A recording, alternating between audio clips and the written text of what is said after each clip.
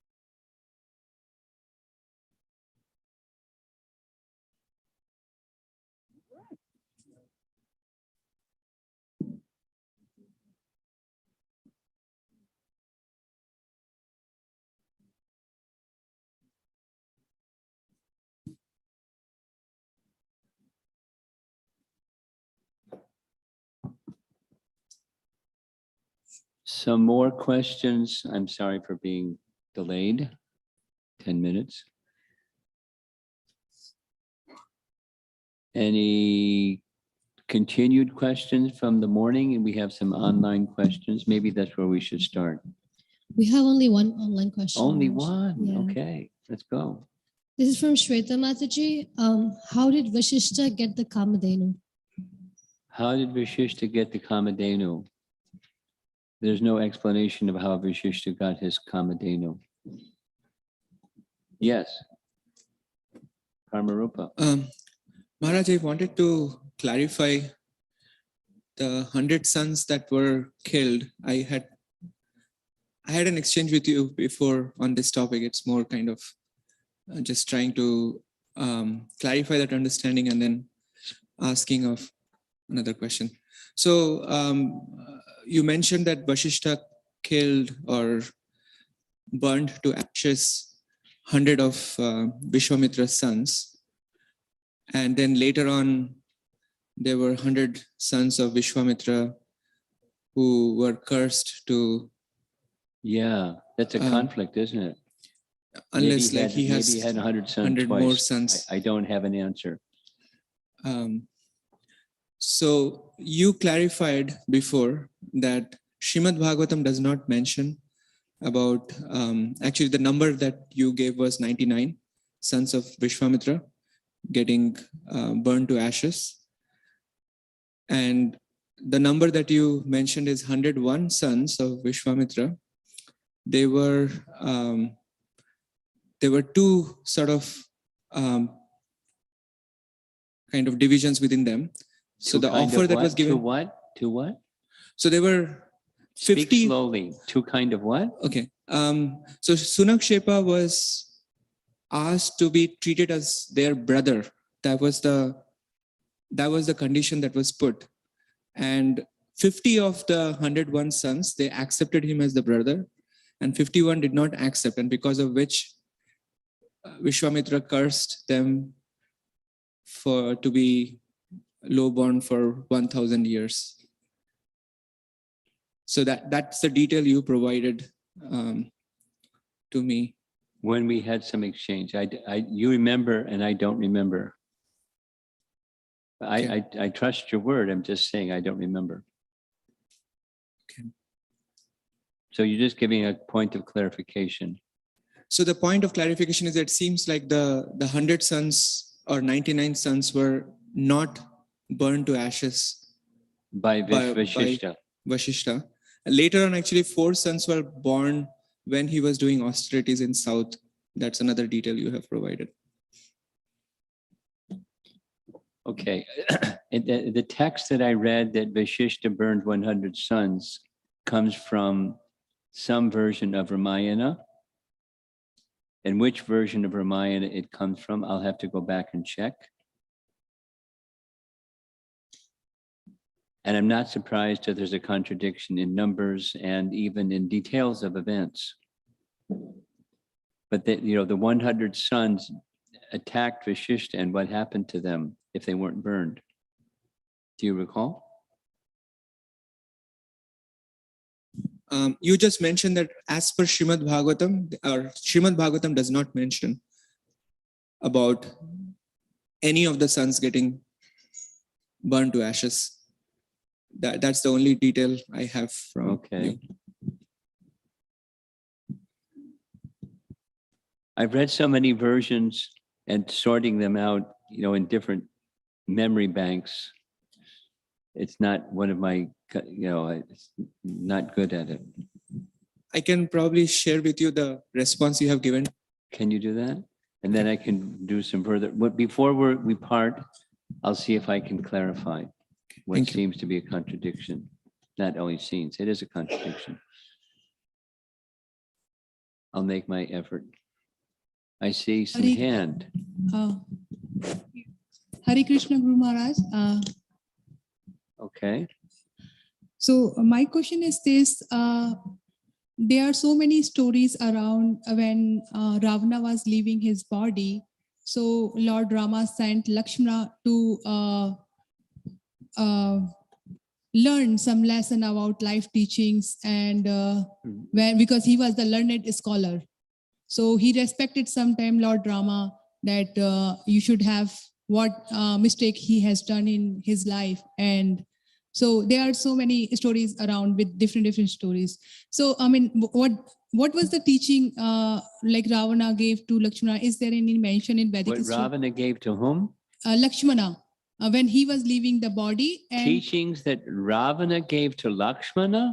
Yeah, I mean, there are so many stories. I'm not aware of any teachings that Ravana gave to Lakshmana, so Okay. I can't answer that question. Okay, and the Maharaji, second question, when he was leaving. It's not in Valmiki Ramayana. Okay.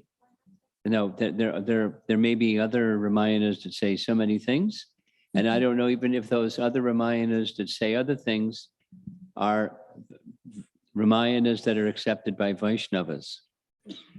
So I'm literally, we're in deep water over here. Okay. So, Maharaji, my second question is this. Before leaving his body, Ravana said something to Lord Rama as a regret or some kind of words. There's nothing in Valmiki Ramayana that Ravana said something to Ram before he left his body Okay, Maharaji. that I'm aware of. Okay. There's nothing. Okay. Can I ask second question or after? You ask first. I will ask later.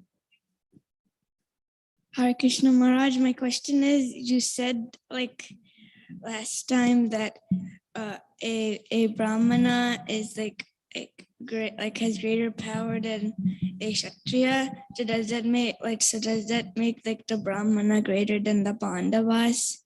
So they're categorized as a Kshatriya? I got the first half. You want to know if there any example of a Brahman having power greater than a Kshatriya, and then I lost the other half. So you said that the Brahmana's power is greater than the Kshatriya's power? That's what Vishwamitra Muni concluded. And therefore he wanted to become a Brahmana because he wanted power. More power than he had as a Kshatriya. So my question was that, does that make a Brahmana greater than the Pandavas? Oh, Pandavas. Are Brahmanas greater than the Pandavas? That's your question? Yeah. Well, yes. If A equals B and B equals C, then A equals C. By inference. Thank you, Maharaj. But someone who is empowered by Krishna is greater than a Brahmana. You got it? Yeah, thank you, Maharaj. Okay, good. So now you take a choice. Kshatriya, Brahmana, or empowered by Krishna? Yeah, you got it. Go ahead. Hare Krishna Guru Maharaj. This is from the last night class when Vibhishana has fully surrendered to Lord Ram. What is the significance of Lord Ram doing a coronation for Vibhishana at that time? Because Formality. it's a form because he did not come for that. So he's That's right. But Yeah. Ram wanted it. Ram wanted Ravana. This is while we're still before we get to Lanka, right? Yes. Ram wanted everybody to know in his group, I accept him to this degree. He's the next king, Ravana and everybody over there. But, there's things that happened. They sent Angada, maybe there won't be even be a war. Because it was part of the protocol for kings before there's a war. You seek peace, just like Krishna went to seek peace. So he wanted, and therefore he did. He wanted to make him the king. He knew Ravana had to be killed. That's why he came into this world, to kill Ravana. Yeah. Okay. My second question is, Guru Maharaj, there is a mention, as you shared documents with us, the Lord can forgive offenses committed towards him, but he can't tolerate when offense is committed to his devotees. Even if it is goddess of fortune, she has to pay for it. So my question is, what is the difference now between a devotee's love and Mata Sita's love? What's the difference between a devotee's love and Mata Sita's love in this context? Like the Lord can't forgive offenses committed towards him, can forgive offenses committed towards him, but he cannot tolerate when offenses is committed to his devotees. So your question is, If you offend Sita or if you offend a devotee, what's the difference? No, Maharaji, this is not my question. So my question is, the Lord can forgive offenses committed towards him. I got it. This is the third time. I'm not slow. So now what's your question? My question, so how he like Lord Rama like evaluates love between a devotee and Mata Sita, because like if Mata Sita is able, I mean,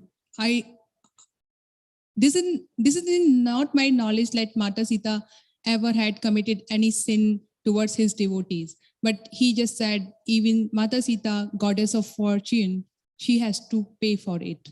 So I'm a little bit not able to understand this saying, why he said like this.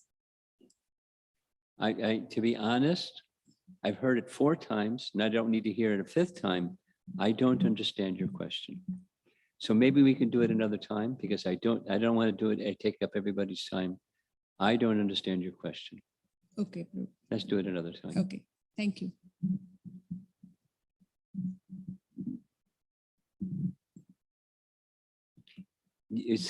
Before we have another discussion, you can read the document about why Sita was sent to Valmiki's ashram, even she had proven her innocence. You read that document, especially read the one that Shyam Sundar put together from Padma Purana about an offense that she made when she was a child. That may help you. I don't know, because I'm not sure what your question is. Anyone else? We're ready to go on to part 2.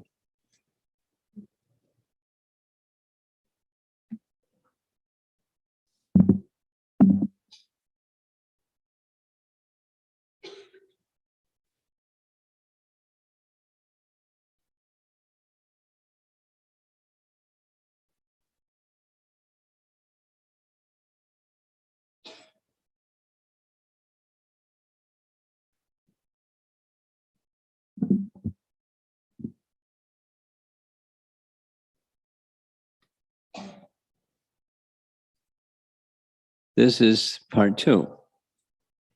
It's Krishna.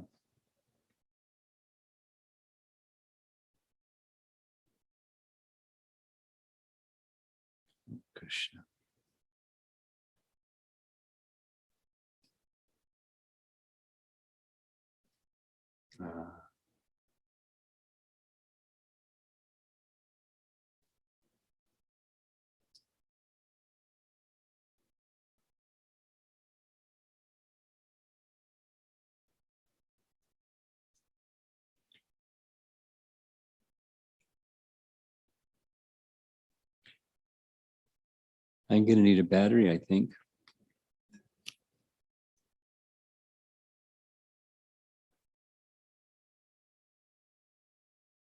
Yeah, it's not going to work without. Do you have these AAA batteries in that room back there? Do you have AAA batteries in the room back there? Oh, you do. Look at that. Not AA, AAA. Tiny. Here. Okay, so we're going to part 2, from a Brahmana to a Vaishnava.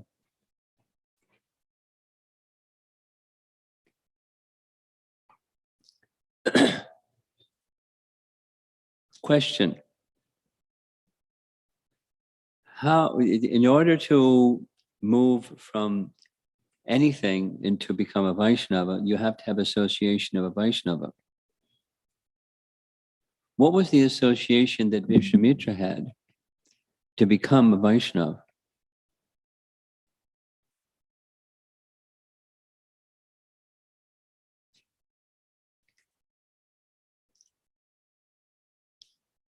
The the son of Gautama, whose ashram was very near to Mithila, was Shatananda.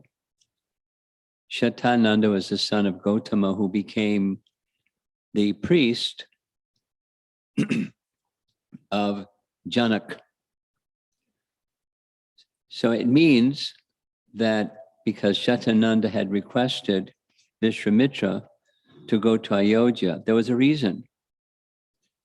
The reason was that Shatananda's mother had been cursed by her father. And Ram coming to Gautama's ashram there was the magic that could relieve his mother from that curse. So Shatananda wanted Vishwamitra to go to Ayodhya, to bring Ram to Gautama's ashram. So it means he had association with Shatananda, because later Shatananda gives a whole life story of Vishwamitra, which means he had Vishwamitra's association. And Shatananda was the priest of Janaka, who certainly was a Vaishnava. So that was his association, either Janaka or Shatananda or a combination. So Vishwamitra had an additional purpose. He had at least two additional purposes. In addition to fulfilling the request of Shatananda and taking Ram to Gautama's ashram, that one of those purposes was Tataka and Maricha and Subahu. And we'll hear a little bit about them in the course of this session. And then another was, he was being matchmaker. He didn't disclose it at the very beginning, but he wanted Ram and Sita to marry. And he knew what the requirement of anyone to marry Sita was something an ordinary person cannot do, and no one could do. And it caused a problem for Janaka, because it had to lift and string the bow, and no one could lift or string the bow.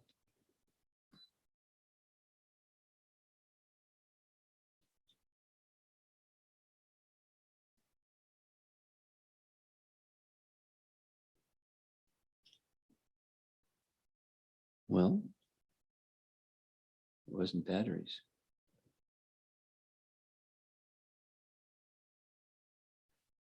My computer karma these days is just like unbelievable.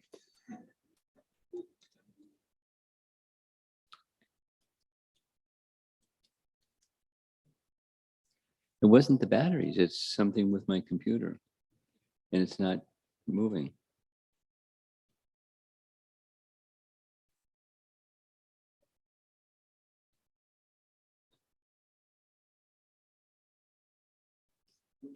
Huh?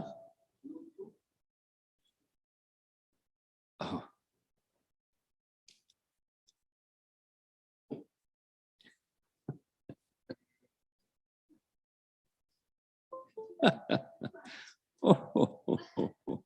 Oh. Okay. Batteries were good. So Vishwamitra is not only a Brahmana, but he's a Brahmarishi. And he's very powerful. And as you see him raising his arm here, he looks angry. And he doesn't say angry things, but don't mess with Vishwamitra. Everyone knows that. So he arrived in Ayodhya, and he was received very nicely by Dasarath. Looks like there's Dasarath and there's Vishwamitra Muni. And there's Ram and Lakshman following behind Vishwamitra Muni. And there he is with his deerskin. And there's Ram and Lakshman with King Dasarath. And some other sages, it looks like. So some of you know, because you hear Prabhupada's lectures, I've probably heard it 100 times?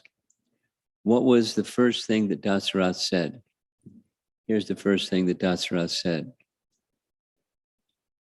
Purnar Janma Jayaya. That Prabhupada would say it over and over. Purnar Janma Jayaya. How are you doing with your endeavor to overcome birth and death?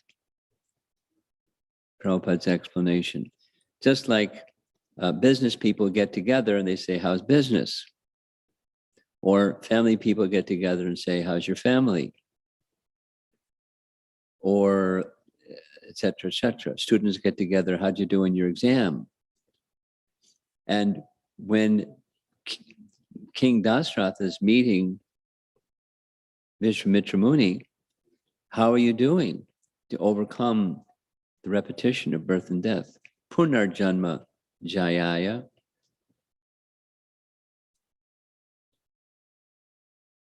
Proper greeting for in case you run into Vishwamitra Muni, you know what to say. Or someone who is moving on the path of transcendence. Punarjanma Jayaya. Here we see a nice painting where he's pointing to Ram, not Lakshman, because he wasn't asking for Lakshman. He was asking for Ram, Shatananda, and his own purposes. And he wants, so he said, you're basically, Dasarath said, whatever it is that you've come for, the answer is yes. Blank check, fill in the amount. What would you like? And Vishwamitra said, this is fitting for a person in the line of Ikshvaku.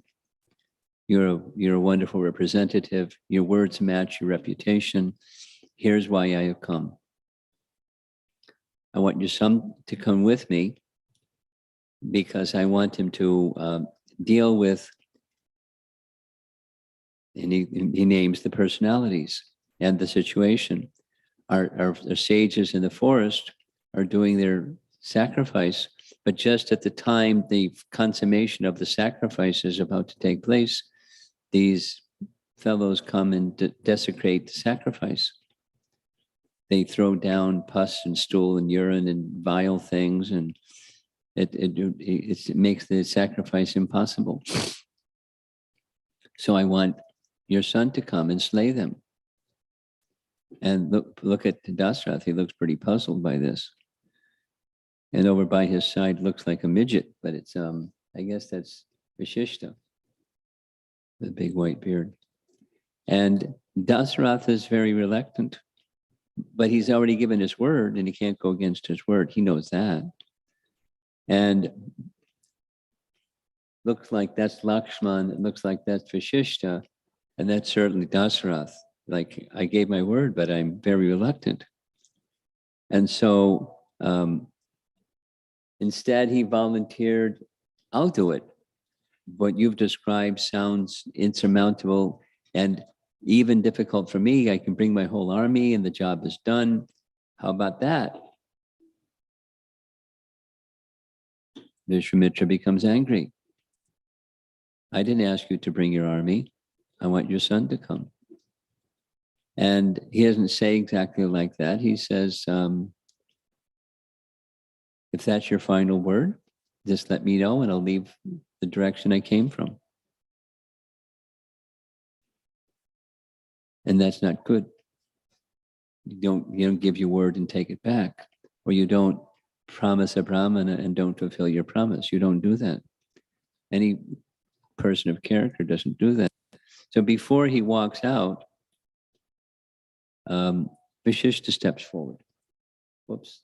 Vishishta steps forward and counsels Dasarath.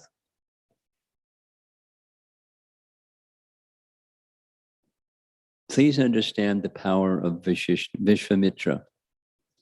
Vishwamitra can create heavens.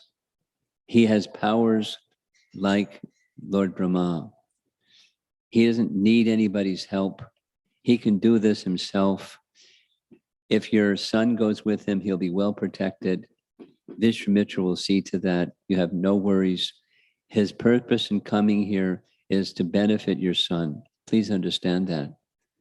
And if you don't agree, then you could have a big problem. Don't get on the wrong side of Vishwamitra. So please just accept. It's for the benefit of the royal family and your son. So that's all Dashrath needs. Interesting. What's the extent of transcendental attachment to his son? It's out of this world. But just the words of Vashishta was enough. And he accepts. And Ram's ready to go. But the person that never leaves the side of Ram is Lakshman. So Lakshman's ready to go. If Ram's going, I'm going.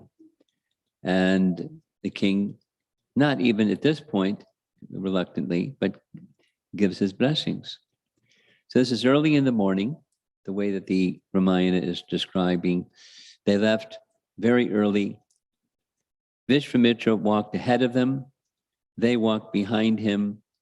And it said he wanted to see what they're made of. So he walked fast because he's used to austerities. And they're 12-year-old boys used to palace life. So he wanted to see how strong and what their commitment was. But he was very, very pleased. They kept pace with him. And at the end of the day, he initiated them in these two mantras, the Bala and Ati Bala mantras. And they have some special potency. And those special potency is you'll never get fatigued. You'll never become hungry. And at night, if someone attacks, you'll never be harmed or disfigured. It's protection and strength mantras. So that was at night.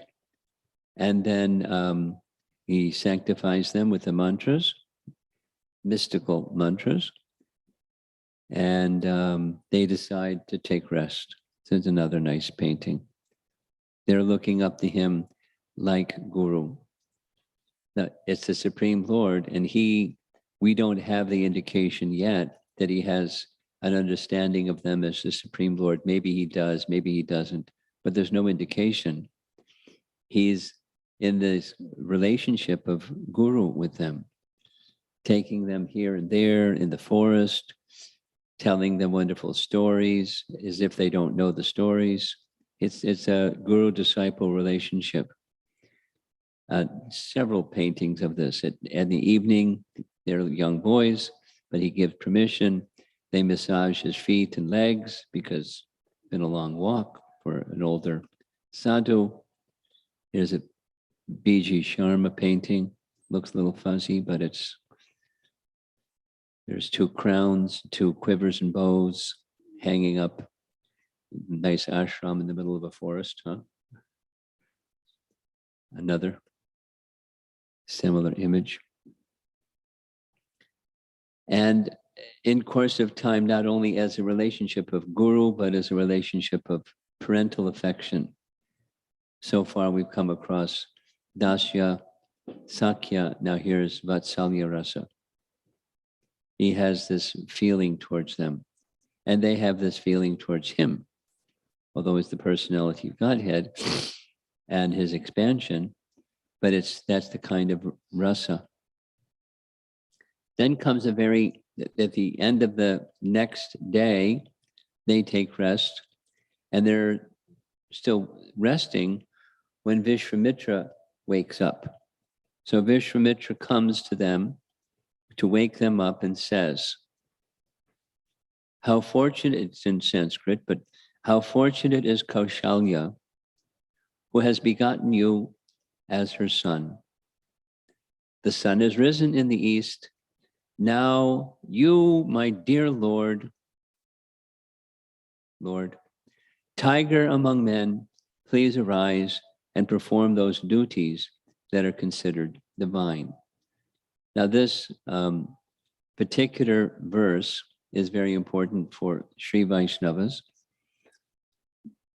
It is said, from Sri Vaishnavas I've understood, that this very mantra is the mantra that they use when they wake up the deity in the morning. You know, we have our mantras for when you wake up a deity in the morning. They have their mantras. This is their mantra. I mean, among others, I'm sure. But it's right from Ramayana. And they're addressing whatever their Vishnu deity form is, they say this mantra. It's very significant. Ramayana is very significant in the life of a Sri Vaishnava and in their deity worship. In the course of their travels, there's many narrations of Puranic histories. So as if Ram and Lakshman didn't know, he's teaching them. He has this parental affection. He sees them as the Supreme Lord, and yet he's narrating stories as if they don't know. So it's a very unique kind of parental affection. We're going to hear shortly the history of Sorayu River's appearance in this world.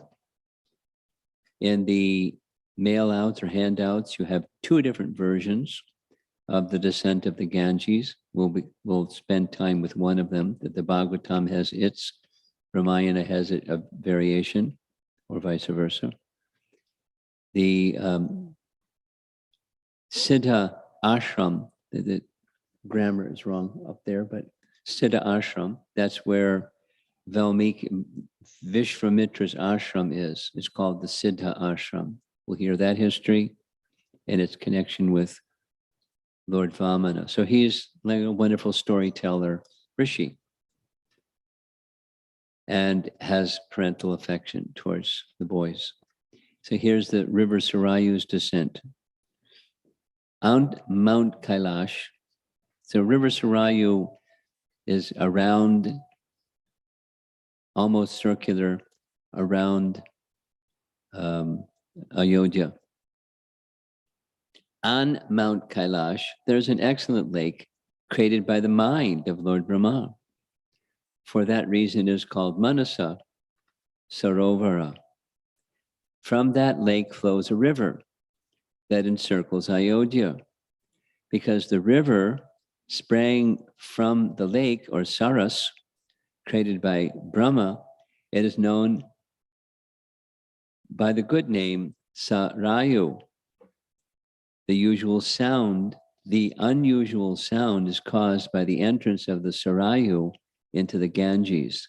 O Ram, offer proper respect. So they reach a point where they're moving along the Sorayu, and then they hear this tumultuous sound. Ram asks, what's that? It's where the Sorayu and the Ganges converge. And then at this point, he tells the story of Sorayu. And they're on their way. They come to this very strange looking forest. They cross the Ganges. They go to another forested area, and it's different than all the other forested areas. It's not just jungly. There's horrible sounds and, very inauspicious appearance. And it, oops, you didn't see that. Oh gosh. Sorry about that. You didn't, so here's some images of Tataka. How'd you like to meet her? Shoo.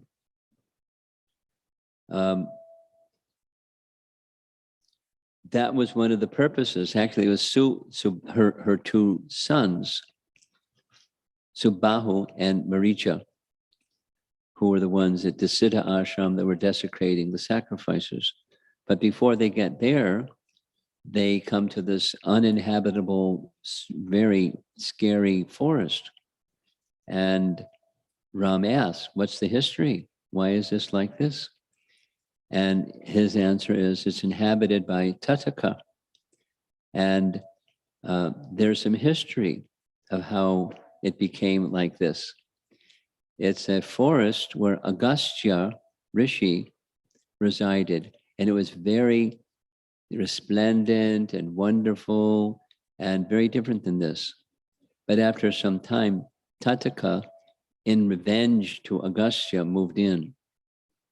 And it became every good person left because she was too wicked. And here's a little description. Formerly, there was a very powerful yaksha named Suketu. Oh, you don't have this. Okay, well, that's okay. Just listen. Formerly, there was a very powerful yaksha named Suketu. Yaksha? Yaksha? Yakshas, they're the followers of Kuvera. They're the ones that killed Dhruva's stepbrother. They're warrior-like. They're often ascribed to being kind of a dark character-wise, like scary. So a yaksha named Suketu had no children. So he went and did what all these other people do. They did some tremendous austerities. Brahma came and he asked what he would like. I would like a son. And Brahma said, well, you won't have a son, but you'll have a jewel-like daughter. And she will be named Tataka. But she'll have the strength of 1,000 elephants. And she'll be very beautiful. So the Yaksha Suketu, having no son, now has a daughter. And when his daughter became of age to marry, he married his daughter to Sunda, who was a demon. So they made a good team. Sunda and Tataka had 2 sons, Maricha and Subahu.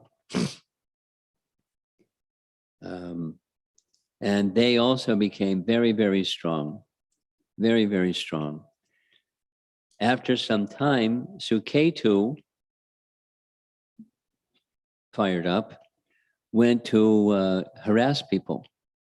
And one of the persons he made the mistake to harass was Agastya.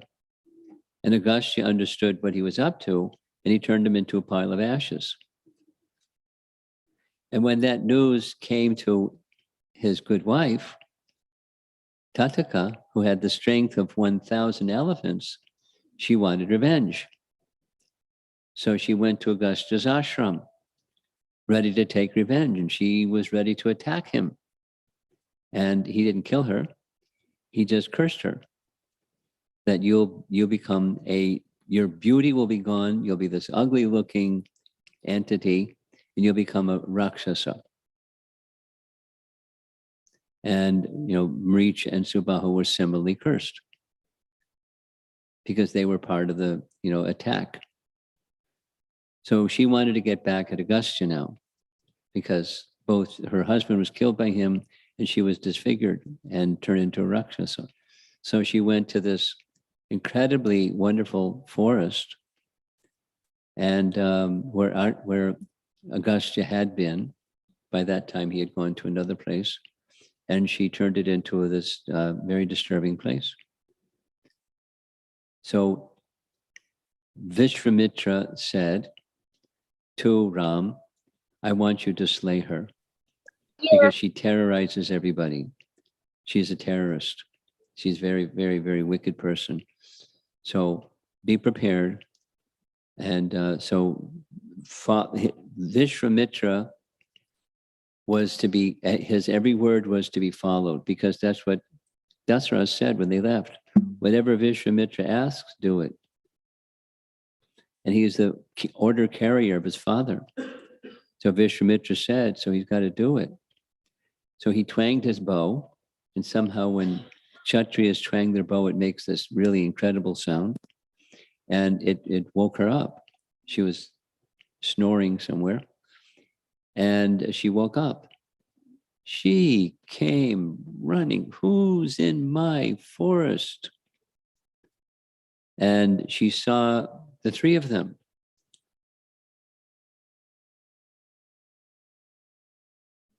And she made a big, can't see it so well, but that's a dust storm. That's the first thing she did. So much dust, they couldn't see anything. for an hour. And Ram's ready. The next thing she did, when the dust storm subsided a bit, a big shower of stones. And with his arrows, Ram turned all the stones into powder. And Lakshmana didn't like it. So he cut off her ears and nose. There's something about ears and nose in Ramayana. He didn't kill her. He cut off her ears and nose. Look at that. She's got a garland of skulls. She's a big lady too. Big claws. Then she became invisible. And she's zooming around in the sky in this invisible condition. And Vishwamitra said, use the weapons that can follow her by sound without by sight. Don't waste any time. Evening is coming. Rakshasas become more powerful at night. Kill her. And I know that you're reluctant because you're trained that way. Though she's a woman, you're not supposed to kill her. But here's why you should kill her. He gave the reasons. Although she's in a female body, she's she's wicked, and by dharma she's to be killed. So please do it. Ram's reply: my instruction from my father is to do whatever you say. So he's prepared. He gets his arrows ready, and there in the one on the right, there goes the arrow, and she's slain. And a big scream, and there's a number of paintings showing her being slain. There's the Arabic version over here. She looked pretty wild. And there's another one over here. Tattika gets slain. And a big scream. And it's a popular subject. Here's another Arabic painting. And so Vishwamitra is very pleased. And the demigods request Vishwamitra, he's going to be able to destroy Ravana, which is the purpose for his coming. So please give him divine weapons. And so Vishwamitra, encouraged by the gods to do this, he gives divine weapons, as well as how to retract them. And one interesting thing seems, although it shows by his feet is a quiver with some arrows, he doesn't have to carry a whole bunch of weapons. It's the kind of weapons that he just thinks of them and they appear on his bow, kind of mystical weapons. And then he takes Ram next to the purpose of their coming was Subahu and Maricha. And he gives the history of this ashram, how it got the name, because Ram asked, how does it get the name Siddha Ashram or Siddhashram? And this history that Vishwamitra gives is that Vamana, after relieving Bali and accepting Bali and so forth, he came here and spent some time and sanctified the place, and therefore it's called Siddha Ashram. So it's received by all the ashram members. They understood from Vishwamitra who he was and what his purpose was.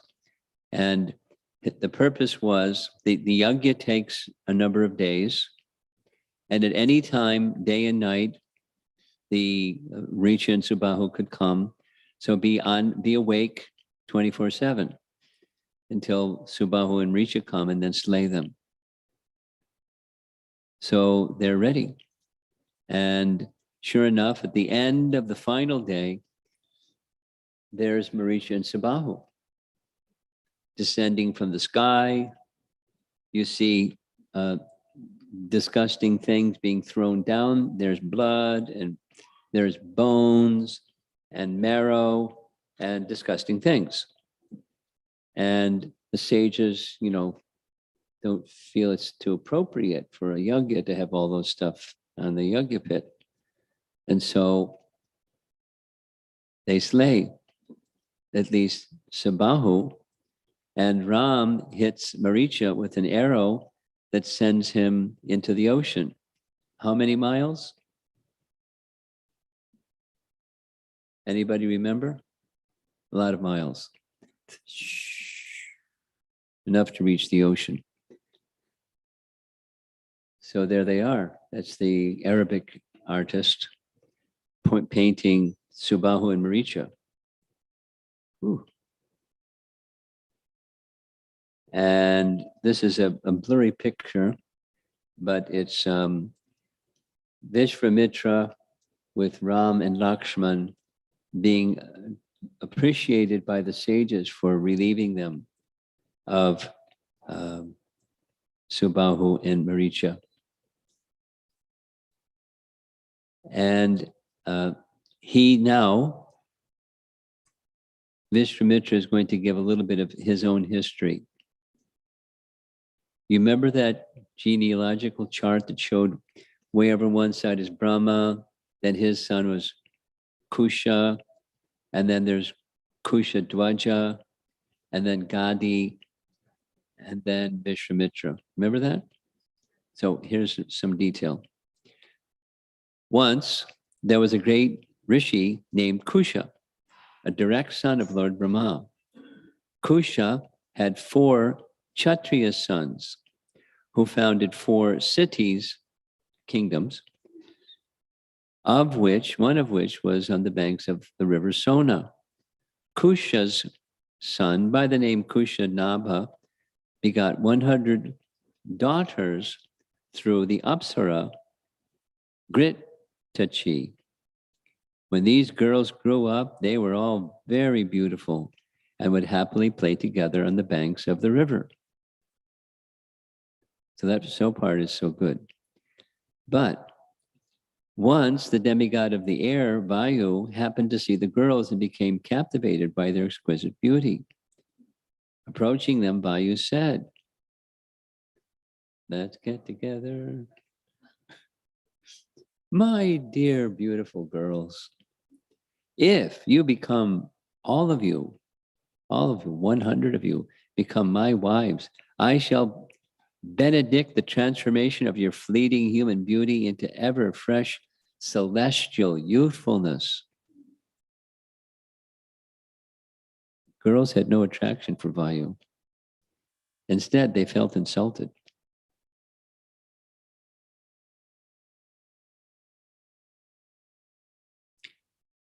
They replied, "We would never think of choosing our own husbands.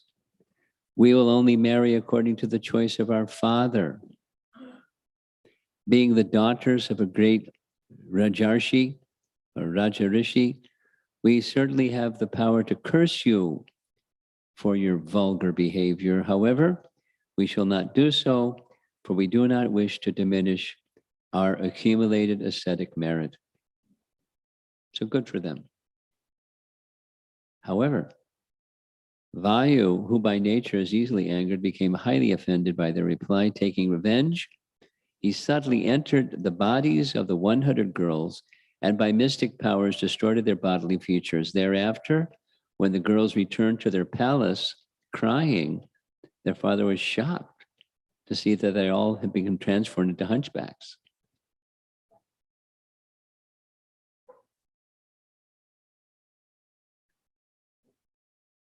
Is it okay? Okay. In response to Kushanaba's inquiries, the girls related all that had happened. Maharaj Kushanaba congratulated his daughters for tolerantly refraining from cursing Vayu and began considering how he could get them married. 100 hunchback daughters. Big challenge. Meanwhile, a great brahmachari named Chuli had been performing severe austerities.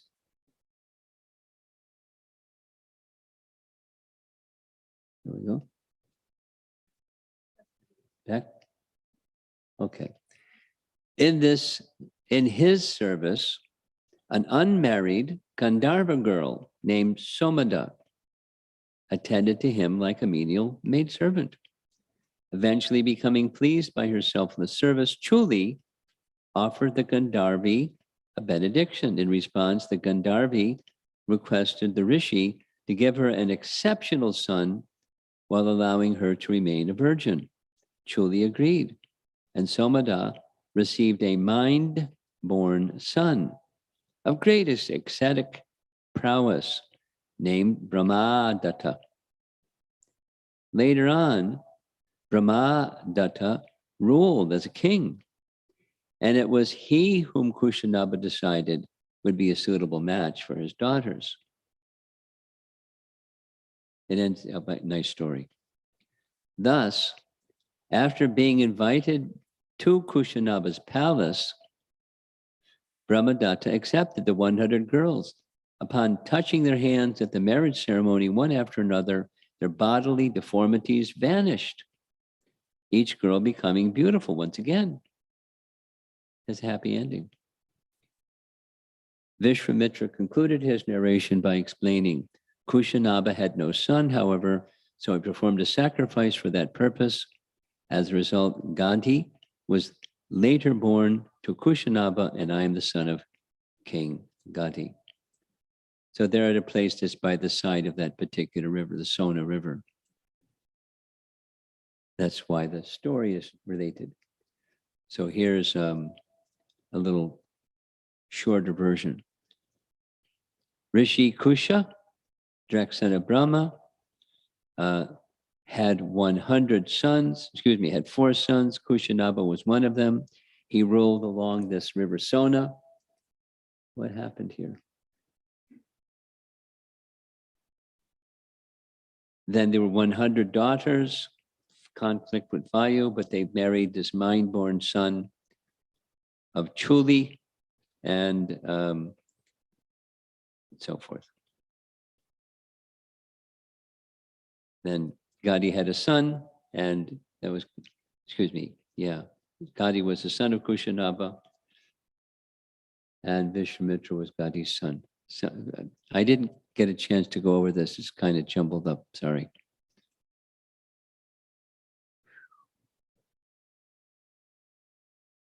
Next, another history as they're moving along. They come to another tributary of the Ganges. Question comes, how did the Ganges descend? And Vishwamitra narrates the descent of the Ganges. And there's the Bhagavatam narration, which you have in your handouts, and there's a Ramayana narration which differs somewhat, not too much, but somewhat. They're both connected with Ram's lineage. In the Ikshvaku dynasty, there was a king who was involved in the descent of the Ganges. It's very clearly expressed in the Bhagavatam. The painting that you see is the Mother Ganges agreed to descend when requested to do so on a condition, and that is that she would crush wherever she came in for a landing. So austerities were performed in order for Shiva to agree to accept the descent of the Ganges. And he held the Ganges in his hair and let the Ganges out, etc. Oops. So this is the story of the Ganges descent. That crocodile carrier is her favorite carrier. This is mentioning that there's a distinction in Srimad Bhagavatam's description, which connects with this one. This is Vamanadev in his second step pierces the coverings of the universe. Above Brahmaloka is the coverings of the universe, and he pokes his toe through the covering of the universe, and the transcendental waters of Mahavishnu come down. And when the transcendental waters of Mahavishnu come down, they land on, where do they land? Down, down, down, down. Dhruvaloka, pole star, Dhruvaloka.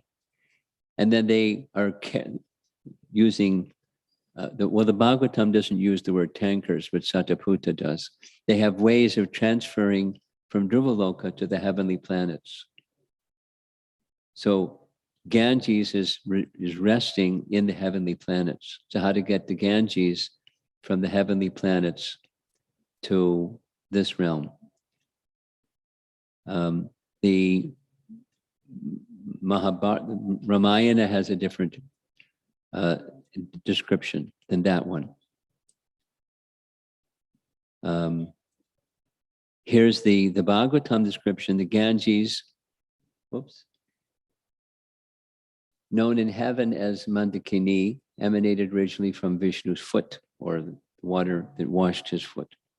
And there's Vamana, and the water came down that way. And on the right, it's held in the hair of Lord Shiva. And the description given by Valmiki, given by Valmiki through Vishwamitra is slightly different. And that version is this. There's the king of the mountains named Himavan. And together with Mena, they become parents of a daughter named Ganga. When the gods appeal, Himavan gave Ganga to them to purify the three worlds. And that way she descended. But the Bhagavatam explanation was, there was a king named Sagara. Sagara was doing Ashvamedha Yagya. And the horse was stolen. There's Sagara again, close up of Sagara. And the priest told him something similar we heard just this morning. You got to find that horse. Because if you don't find the horse, you've got a big problem. You can't start a yagya and then you don't finish the yagya. And so Sagara sent his 60,000 sons to go find the horse. Now, how did he get 60,000 sons? Well, glad you asked. He was without children. This is supposed to have been changed. And I don't know how this happened. Can you get come get the corrected version? I'm going to do a timeout because I don't like all this. Let me just make sure that this is the corrected version. What? You should copy again. I will copy again. Thank you.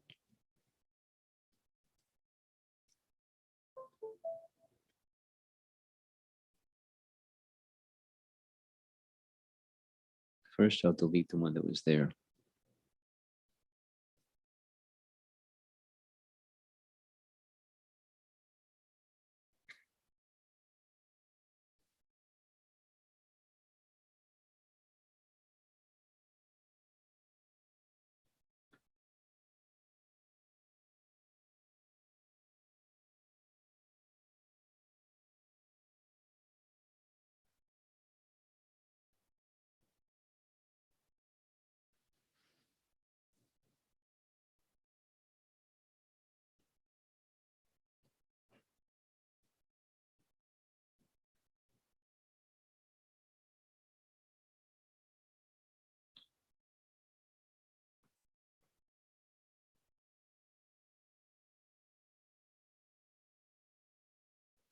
Here we go. The corrected version. He's right there.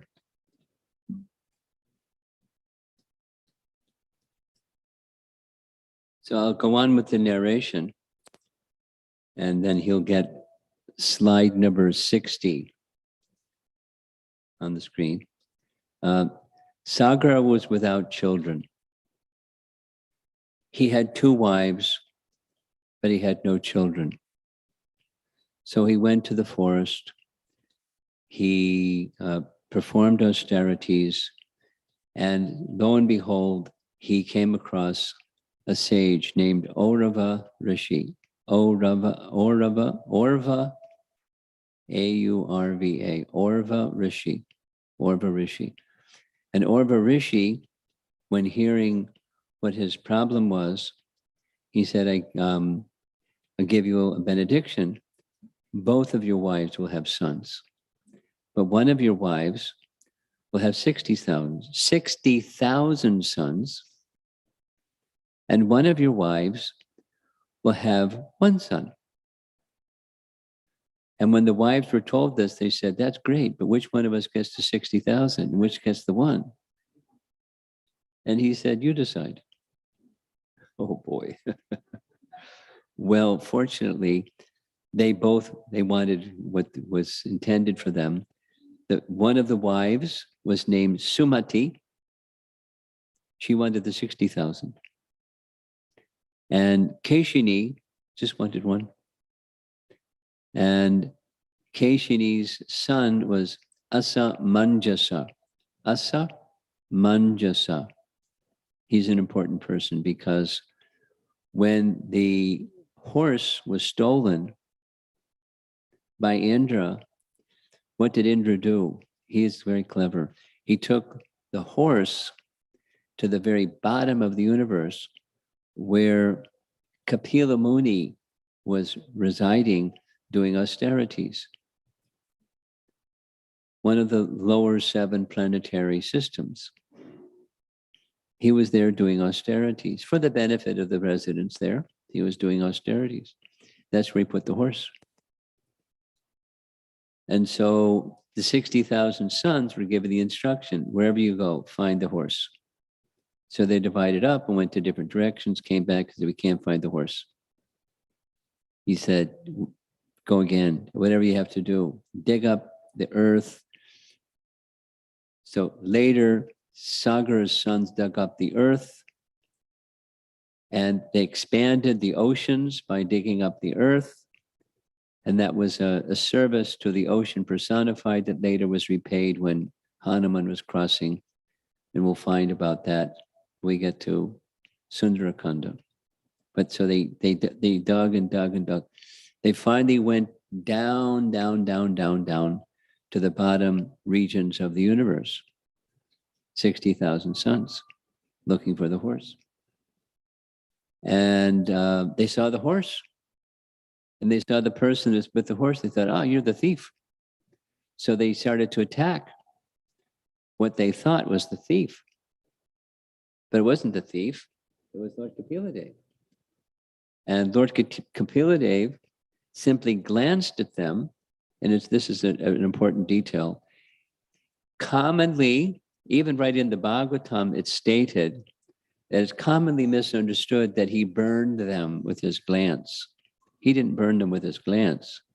The correct understanding is because of their sin in trying to attack Kapila, their sin burned them to ashes.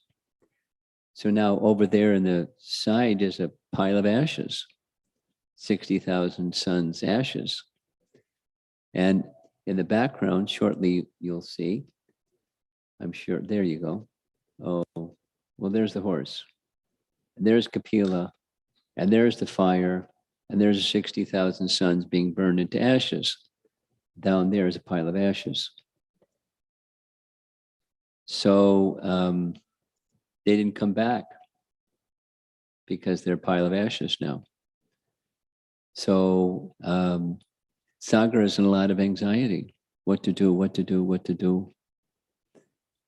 The Brahmana said, you got to find that horse. They didn't give the option of a human sacrifice. You got to find that horse. So he sent his son, Asa Manjasa, who couldn't find the horse. But Asa Manjasa had a son named Ansuman. And here it shows they were burnt to ashes by their own sinful deed. This painting again shows with his eyes he burned them, but Bhagavatam makes it clear that's not how it happened. There's the horse. So Asamanjasa had a different character than those 60. They weren't going to go attack him. Asamanjasa traveled and traveled and traveled and found Kapila Dev. There he is with his palms folded before Kapila Dev, and there's the horse. And it was all the way down in Atalaloka. You know, there's names for those 7 lower planetary systems, and Atalaloka is one of them. And there you see the pile of ashes. There's some skulls and stuff. And he very gently, respectfully, politely asked Kapila Dev, that horse over there, do you know whose horse that is? Oh yeah, that's your ancestor's horse. May I have the horse and take it back so they can complete the yajna? Sure, take the horse. Then there's 2 different versions. What happens after that? You see that pile of ashes over there? That's the ashes of my ancestors. What to do? How can they be delivered? And Kapila, in this painting pictured here, is telling Asamanjasa that you're going to have to bring the Ganges down because there's no other means to deliver the souls of your ancestors that got crisped because they tried to kill me. The Ramayana version says it a little differently, that Garuda told Asamanjasa that he should devise some means to bring the Ganges to earth so that her waters could flow across the brothers' ashes and thus liberate them from hell, because the Ganges goes below earth into the lower regions also, all the way down to the bottom. He went back and he couldn't find a way to get the Ganges to descend. And Ansuman had a son named Dilipa. He also tried, didn't work. Fortunately, his son Bhagirath was able to make it work because he knew how to do austerities. So Bhagirath did 1,000 years of penances. This is now we're back to the Bhagavatam. And after 1,000 years of penances, Lord Brahma came. There you see Brahma. And he asked Brahma, is it possible you can arrange for the Ganges to descend to cleanse the ashes of my ancestors and their souls can be delivered? He said, sure. I'll ask Ganga to descend. And so Bhagirath was told by Ganga, after another 1,000 years of penances, that she agreed to descend, but she had 2 conditions. And one of those conditions was that someone had to receive her as she descended from the heavenly region down to the earthly region. And so the only person known who could do that was Lord Shiva. Okay, so off he goes to do some more austerities for Lord Shiva. And when Lord Shiva asked, what benediction can you sustain the force of the waves of the Ganges as they descend? So he agreed. So this is Bhagirath blowing a conch shell as the Ganges is flowing and following Bhagirath as he's directing the Ganges to the lower planetary regions. But first it has to come to Earth. There's the Ganges descending. This is, many paintings about this one. There's Mother Ganges coming down. There's Lord Shiva catching the Ganges in his hair. There's Bhagirath watching all this happening. Of course, there's Parvati and Nandi watching all this happen. Or another painting, the Ganges coming down, falling on Shiva's head. Bhagirath watching the whole thing happen. There's another painting, same thing. And he caught the Ganges in his hair, which was knotted or circled at the top. And then Bhagirath asked, can you release some of that Ganges water? Because I have to take it down to the lower planetary regions. And so Lord Shiva agreed. And off they go. Bhagirata moving ahead, Ganges personified right behind him, and people behind her are taking benefit of the Ganges flowing in the course of the Ganges, going all the way up and up and up and up and up and up and up and up to the Gangotri, the top of the Ganges. And here's, had another problem. Janu Muni. Some of you have been to Mayapur. Have you been to Mayapur? No? One day you should go to Mayapur. And one of the places you'll see in Mayapur is the ashram of Janu Muni. Janu Muni was doing his puja. And here along came the Ganges and washed away all his puja paraphernalia. So he was like upset. And so what did he do? He drank up the Ganges. And Bhagirata came, see, here's some turtles and here's some shells. And he just, there's a crocodile. And he swallowed the Ganges. Whoops, what happened to this one? There, he swallowed the Ganges. There's another one, swallow the Ganges. Swallow the Ganges. Just one gulp, all the water of the Ganges was gone. Poor Bhagirati. So what did he do? Bhagirati worshipped Janu Muni for several days. And after Janu Muni saw the sincerity of Bhagirata, said, what can I do for you? Can you release the Ganges? So I can take the Ganges down to wash the ashes of my ancestors and deliver their souls? He said, sure, but I can't let it come out of my mouth because it's dirty. So I'll let it come out of my ear. And so he let it come out of his ear. And from that time, another name of the Ganga is Janavi, born from the ear of Janu Muni or Janu Rishi. And off they go from, Janu Rishi's ashram down, down, down, down to the ashram of Kapila. Whew. Long journey. There's another close-up of this interesting painting of Lord Kapila. And the Ganges water washes the ashes of his forefathers, the 60,000 sons of Sagar, and their souls are delivered. And we'll continue with more Ramayana Vishwamitra part 3 this evening. And, we'll start with the next personality following Vishwamitra part 3. But it's one of the nicest parts, besides all these nice stories. Now, if you want further detail, there's a several page document for both the Bhagavatam and the Ramayana description. The Ramayana description is taken directly, cut and paste from Krishna Dharma's Ramayana. It's an appendix.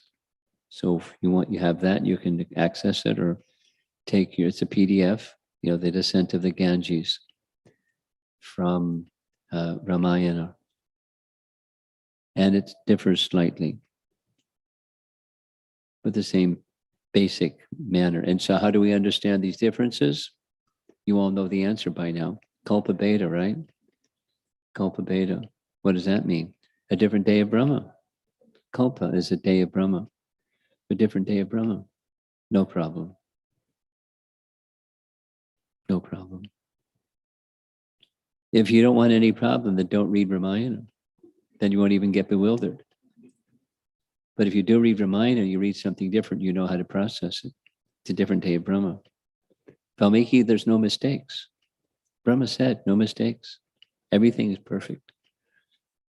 So if there's something that differs from Ramayana or something that differs from Srimad Bhagavatam, it's a different day of Brahma. Really simple. Padma Purana said 100 different versions of Ramayana. And that was from the time Padma Purana was written. And it should be understood, learned sages understand that the reason for this is these differences, different day of Brahma. Some of you, some of you here, or maybe some of the online audience, maybe newer people, and like, what's this Swami talking about? I'm conscious of there may be, there are different stages of experience in bhakti life, and some people are going to be a little confused.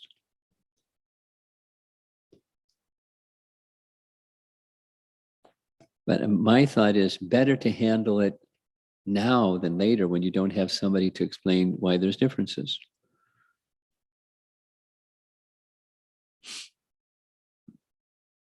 Even amongst our acharyas, there's differences. Now, how do you understand that? It's not necessarily different days of Brahma, but they have different realizations of the unlimited Supreme Lord. And it's just slight variations of this and that. It's not anything dramatic. But perfected souls will have different realizations because the Lord is unlimited. And then comes the topic of how do you decide who do you hear from? We did that one already. Okay.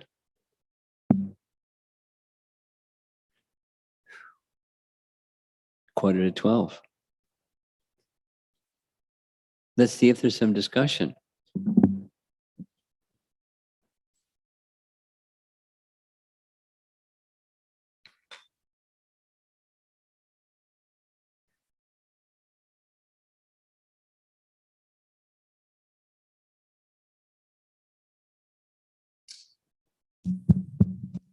Hare Krishna Maharaj.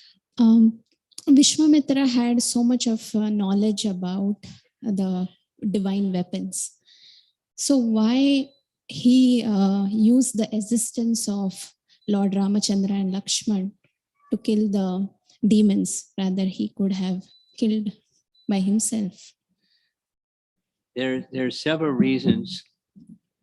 The one that's commonly given is no need to use his Brahma Tejas because it would then be depleted. Second is it's not the duty of a Brahmana to kill. It's the duty of the Brahmana to go to the Kshatriya to give wisdom and instruction, which is what he did. Now, the third is he could have asked Dasrath, he's ready to go with his whole army and take care of it, which he could have done. But he had the third reason. He wanted Ram to take care of it. It would add to the glory of Ram, and then take him to Ahalya and Gautama's ashram, which was Shatananda's request. And because he could have just said that, can you bring your son? I have him want to step on a rock over there and he can relieve Ahalya. But he didn't do that. He didn't want Dasarath's devotion to Ram because he understood, to some degree at least, that Gautama didn't say he's the Supreme Personality of Godhead, but by stepping on this stone, my wife will be relieved of the curse and purified. And the other is he wanted Ram to come and break the bow or lift and string the bow to marry Sita. He wanted. So he went instead of doing it himself. Just a follow-up question on that Kshatriya, what you mentioned is in the previous ancient times, Kshatriyas used to kill the animals because that was their nature. So do they get some karmas out of it? Because one way their nature is there, but another side, this karmic activity, do they get some reactions? There's two answers to that question. One answer to that question is yes, and the other answer is no. The yes answer is found when Muchakunda is liberated and Krishna shows himself to Muchakunda, and he tells Muchakunda that you're going to have to take another birth because of these killing that you did in the course of being a king. But in your next birth, you become a Brahmana and then you'll come to me. Muchakunda's story, you can look it up. And another is, anything that a Kshatriya does in the course of prescribed duties, there's no karma. Includes the, the dharmic exercise of not, just going hunting for sporting's sake, but for another purpose. It's for honing and sharpening their skills for giving protection. And there's no karma. So there's, one can give an argument yes, and one can give an argument no. Thank you, Maharaj. Okay, we don't have clarification when Muchakunda did some killing, was it only dharmic or mixed? So that's a detail that we don't have.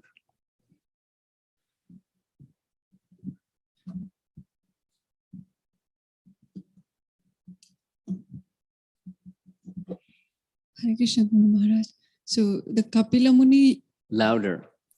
Thank you. Kapila Muni that you mentioned, is that the same Kapila Muni yes, from same, Canto? same. There it mentioned he went to Sagara Tirtha or somewhere to. I think he went. He could have been in a number of different places. Okay. No problem. So he went to lower planets also. Oh, he can move around, no problem.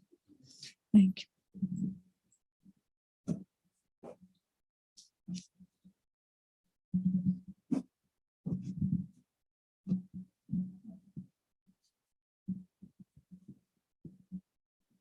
Maharaj, we have one question online. I don't mind either way. Radha, go ahead. She's enthusiastic. Krishna.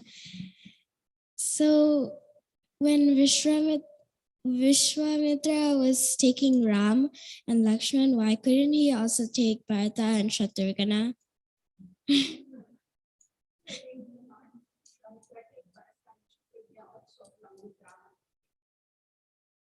Why did he take Lakshman along? Why did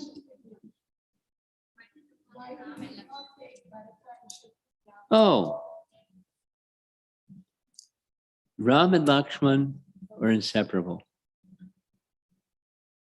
Bharata and Shatrugna were inseparable. That's why. Vishwamitra wanted Ram. He didn't necessarily want Lakshman, but they're inseparable. This one, they wouldn't, Ram wouldn't eat unless Lakshman ate. Ram wouldn't sleep unless Lakshman slept. Ram wouldn't do anything. And Lakshman wouldn't do anything. They were inseparable. So Ram goes, Lakshman goes. Inseparable. It's not that the other brothers didn't have affection, but they didn't have that. It wasn't the same relationship. Okay. Yeah, and when Kapila Dev is a half expansion of Lord Krishna, right? No. It's a full expansion? A half expansion? Partial expansion. Partial expansion? Yeah. Is he? He's Vishnu Tattva. Okay. And if he's Vishnu Tattva, why didn't he invoke compassion to the Why isn't he more 60,000? compassionate? Invoke compassion to the 60,000. I hear 6 voices. Just one. If he was Vishnu Tattva, why was he not compassionate? To the Why was he the not sons of- compassionate? Why does, if someone's attacking him, he's giving them release from the sin of attacking him. He didn't burn them. Their sin burned themselves.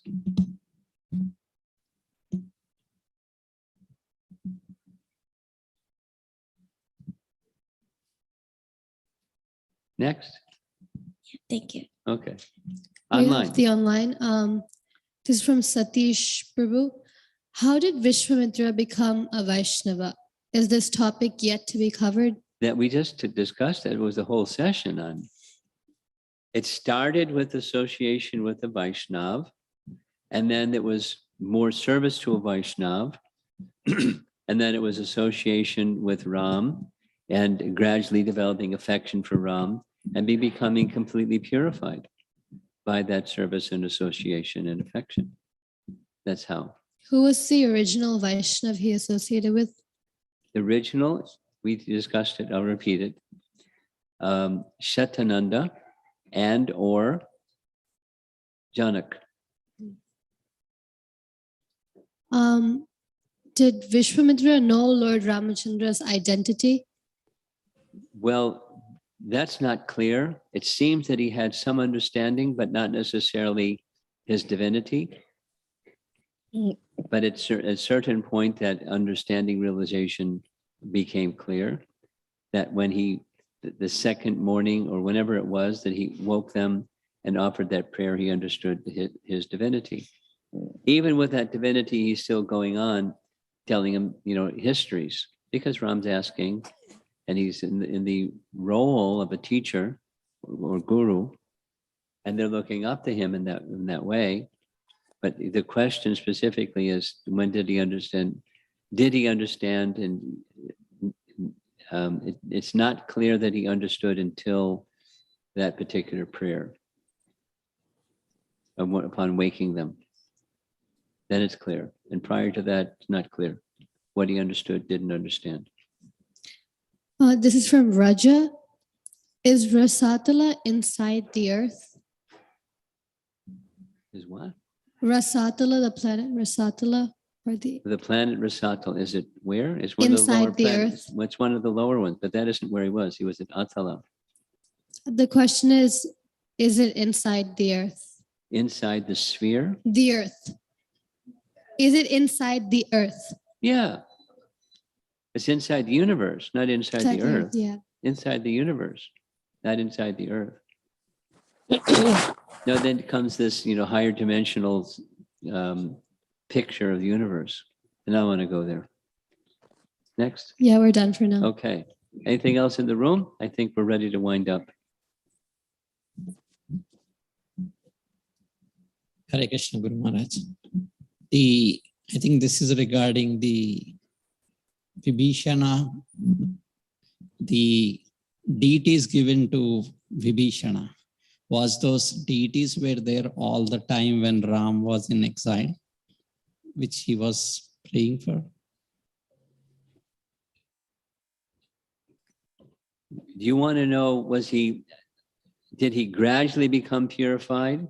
Is that your question? Or was he already purified and then something, what's your question? The question is the deities, the Ranganatha, Yeah. right? Lord Ranganatha's deity. Yeah. Okay. The Ranganath deity. Which was given to Vibhishana. Yes. Was those deities were there all the time with Rama? He was. We don't know exactly when it started, but with the history that's given consistently is at the beginning of the day of Brahma, he received that deity. At some point in time, we don't know exactly when, it was passed on to the lineage of kings who are occupying Ayodhya or the Ikshvaku dynasty. Because Ikshvaku is the son of Viswamitra, and Ikshvaku ruled in Ayodhya, and the lineage of kings from Ikshvaku had custody of that deity, and they worshipped up to the time of Dasarath, and Ram gave the deity to Vibhishan. Is that what you're asking? Yeah, Maharaj. Okay. Oh, was Ram carrying the deity in the forest? No way. He's in the forest. He's not carrying deities. That was your question? Yeah, Maharaj. Oh, no, he wasn't carrying. Thank you, Maharaj. Back at Ayodhya. Srila Prabhupada ki jai.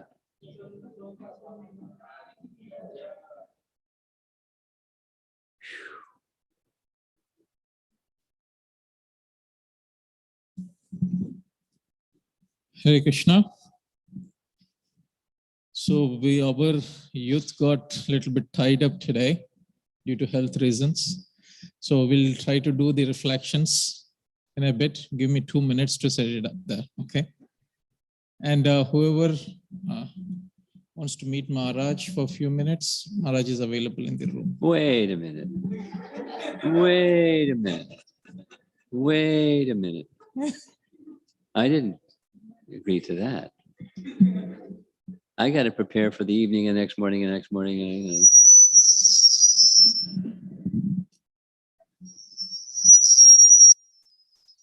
Monday through Thursday. That's my answer.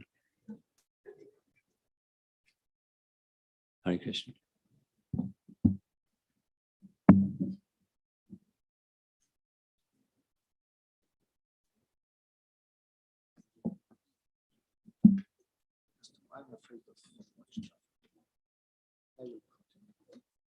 Traffic is.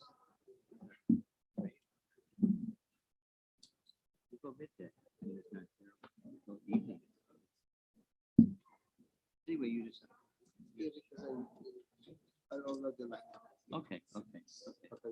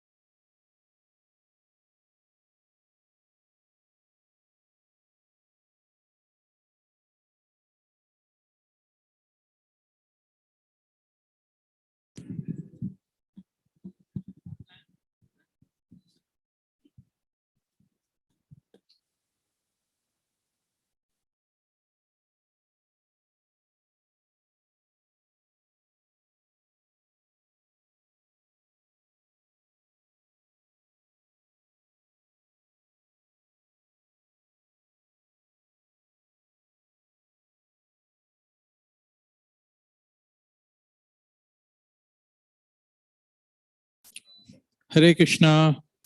So little trivia, first queries. Okay, let us start even online. The way, only few of them we could write right now within 2-3 minutes actually. So very first one, anyone who can, Any three curses that were given to Ravana?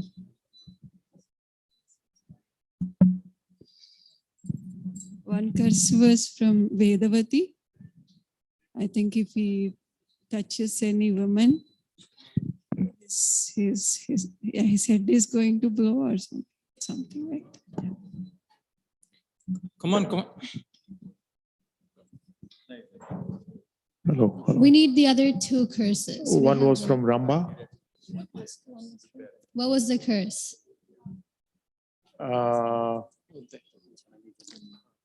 If he forces onto any woman without her wish, his head will be split into 7 or 100. 100 pieces. 100. Yeah. One more. One more.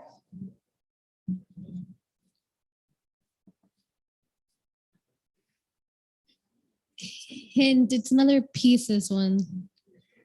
Jai There's Prakash another one Prabhu. regarding head cracks into pieces. The Three curses Ravana, that- any three curses, he had many curses. Like how many of the curses were there for Ravana? 5, 6, 18. Which is the right one? From Brahma, it's 100. How many curses Ravana had? 5, Ravana. Oh, that was 7. yeah. He also had a curse from the ladies he kidnapped that the cause of his destruction would be women. Actually, he had 6 curses. So Okay. anyone want to add another 2 curses? Yeah. Here. Yeah. When he lifted Mount Kailash, Mother Uma was frightened and said the death would be due to a woman. We have one more. There was a curse. Nalakuvera's wife. Yes. That's another curse. We have something about monkeys. Do you remember that curse? Nandi. Yeah, Nandi, the curse about Nandi. That they'll be killed by. One more, last. Anyone? only did 5. One more curse. I think there was 2 curses where they said he would be killed by female. I mean, the cause of his death would be female. Parvati Devi, I think, gave that curse too, and the ladies he kidnapped. So I think, Okay, yeah, then it turns to be 6. Okay. So this is straightforward. Vishwamitra was the son of?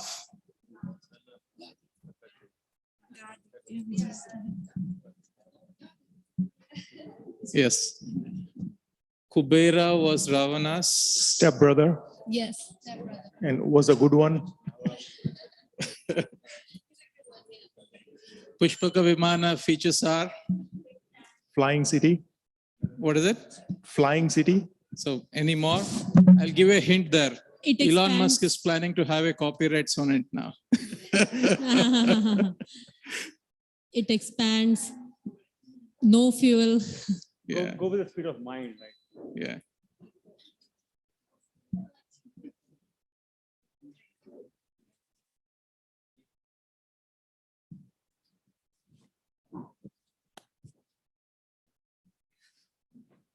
Indrajit was killed by, Lakshmana. Lakshmana. reason for Bhagirath getting Ganga. To deliver the Liberate his, liberate his relatives. ancestors. Wow, very good. Who drank Ganges? Janu. Okay, this is a little bit group exercise. So first of all, the first question is like, what does austerity mean in a devotee's mind?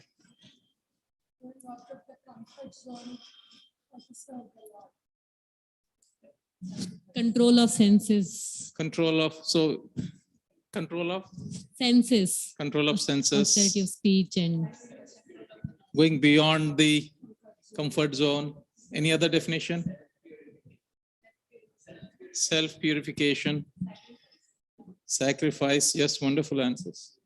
So how does it, do you, first of all, the first question is, do you believe austerity leads to devotional service? if Partial. guided by the spiritual So authority. these, can you have kind of a group discussion for 2 minutes? That's it. Another one question is there. So austerity leads to devotional service, or it is part of it, or both?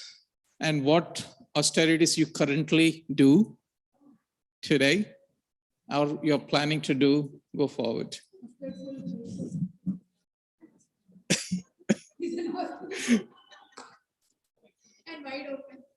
Wide open, yeah.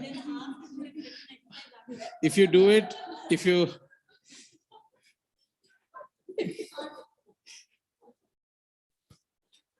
we have this, what do you call, group sessions, then we'll have a good lunch there for another pizza there.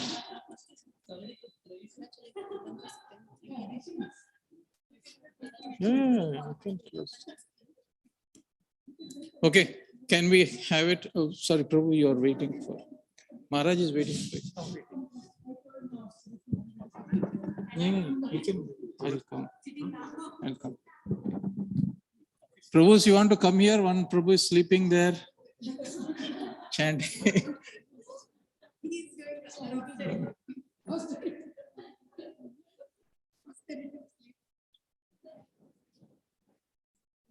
You want to have discussion on the austerity?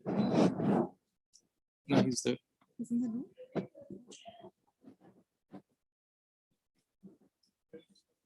Austerity versus devotional service. And also I would like to give another one, because I would like to come. The second one is the 3 qualities of the personalities what we have learned till now, especially on Vibhishana, Hanuman, and Vishwamitra. So what are those 3 qualities which touched you, where you would like to have meditate on and you want to imbibe them? Okay. So this is the only last one. Yeah. Hare Krishna.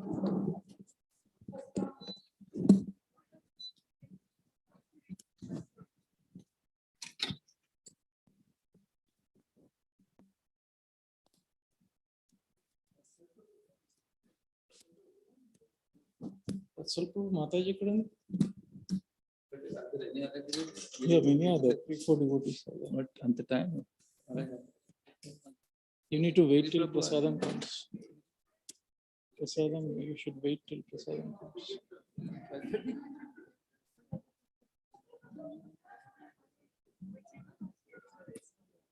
Oh no, వాళ్ళు ఎవరు వస్తుంది తెస్తే మరి 12:30 వరకు sharp తెస్తే శివతేరి తెస్తున్నాడు. తెస్తే ఇచ్చి పంపించి ప్రభుని ప్రేమాన ప్రభు ఉంటారు కదా ఇప్పుడు ఎంతైంది టైం? 12:40. వాళ్ళు ఏడున్నారు?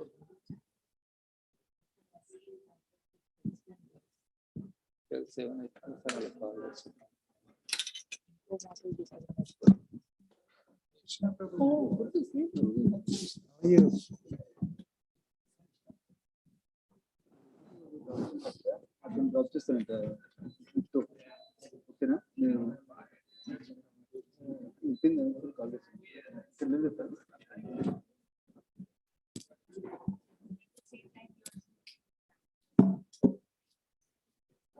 Why are you sitting, waiting, looking for you there?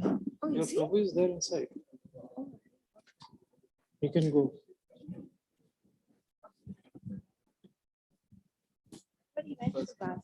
नहीं, यहाँ से जाओ. We couldn't see you.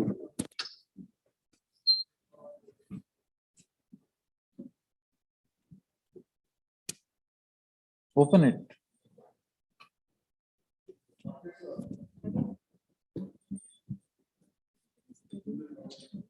You want to go? All of them are scheduled to talk, right? Then it's Yeah, only nice for me ಆದ್ಮೇಲೆ to. ನೀವು You like somebody is like that. Huh? You will not. I don't think so. You prefer to speak to me because I'm local. All those who are outside people, I think you like to speak. Right? Oh, He said there's no time also. He said he's going. you want to go? When? ತಾನೇ ಮಾತಾಡಿ 1 week ಮನೆಗೆ ಇರ್ತಾರೆ ಇವಾಗ. I wanted something urgent to say. ಇವಾಗ ಹೋಗ್ರಿ ಮತ್ತೆ. Anyway, I sent a message to him if you want, like, he sees maybe he will. No, you can talk. Let outside people. ಅವರು ಆಗ್ಲಿ ಇವರು Outside people first understand. Somebody else. ಆ ಹುಡುಗಿ ಅದಾಳ Janaki Mataji. Okay, so that he reach Janaki and then that's it. That's it.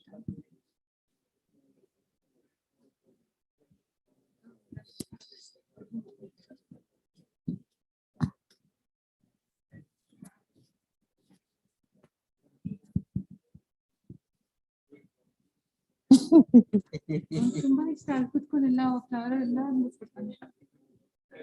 Where is Appa?